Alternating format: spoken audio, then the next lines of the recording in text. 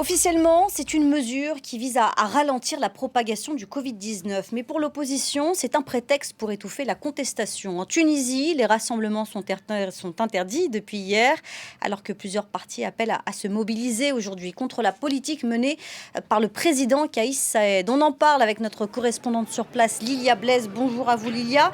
Alors vous êtes sur place pour France 24. Déjà, racontez-nous, est-ce qu'il y a du monde dans les rues de Tunis ?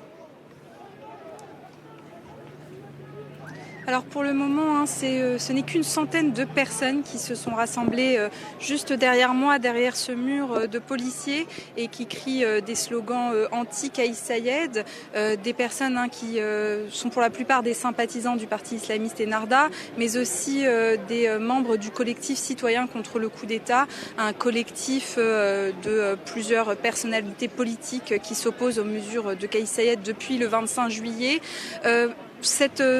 Ce manque d'affluence à cette manifestation peut être expliqué par plusieurs raisons.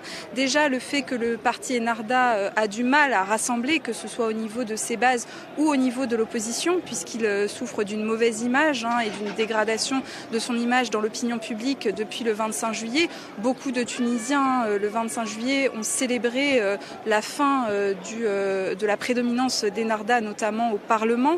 Donc on peut le voir dans le manque d'affluence dans cette manifestation. Et puis il y a aussi l'arsenal sécuritaire qui a été déployé comme à chaque manifestation depuis des mois, des policiers partout, des camions de police répartis sur toute l'avenue Bourguiba, un contrôle des cartes d'identité à l'entrée de chaque artère, donc un arsenal qui dissuade finalement beaucoup de gens de manifester. Lilia, en juillet dernier, Kais Saied a suspendu les travaux du Parlement. Il s'est également arrogé l'ensemble des pouvoirs. Il est critiqué au niveau politique, mais aussi, il faut le préciser, au niveau social. Alors oui, le président de la République est assez critiqué par l'opposition, mais aussi par les syndicats, notamment la centrale syndicale, l'UGTT, qui est en pleine négociation avec le gouvernement de Najla Bouden, désigné par Kais Saied.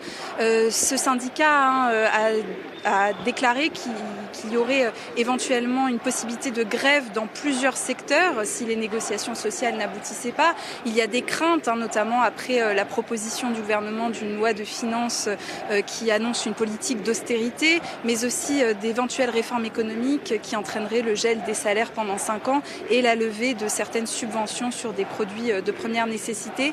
Alors pour le moment, cette centrale n'a pas appelé à manifester, mais il y a une vraie tension avec le gouvernement, aussi parce que le gouvernement a fait passer une circulaire début décembre qui interdit en fait les infrastructures publiques de négocier directement avec les syndicats sans mettre au courant le gouvernement au préalable.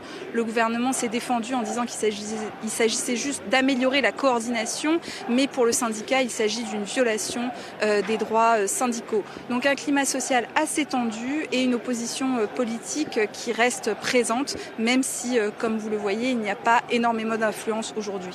Lilia Blaise en direct de Tunis pour France 24, merci à vous.